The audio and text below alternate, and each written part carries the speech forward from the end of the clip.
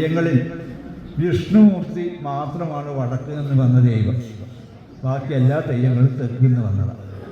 ഇപ്പം വിഷ്ണുമൂർത്തിയുടെ തോറ്റം കേട്ടാൽ അറിയിക്കാം, എൻ്റെ മംഗലപുരത്ത് ദേവ എന്നും പറഞ്ഞുകൊണ്ടാണ് വിഷ്ണുമൂർത്തി ഉറഞ്ഞ ഉടനെ പറയുന്നത്. ആദ്യത്തേത് എൻ്റെ മംഗലപുരത്ത് ദേവ എന്നാണ്.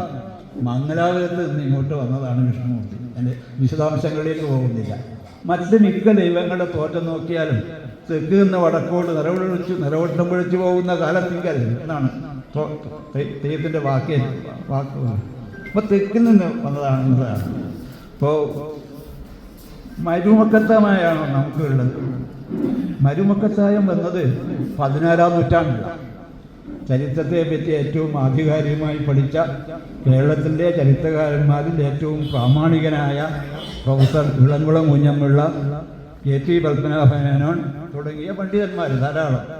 അവരുടെയൊക്കെ അഭിപ്രായത്തിൽ മരുമക്കത്തായം തുടങ്ങിയത് 16-ാം നൂറ്റാണ്ടിലാണ്. അപ്പോൾ അതിന് ശേഷമുള്ള ഒരു ചരിത്രം, ഇതിനൊക്കെ ഒരു എന്തുകൊണ്ട് ഇങ്ങോട്ട് വന്നു എന്നുള്ളതിനെപ്പറ്റിയൊക്കെ കാണും.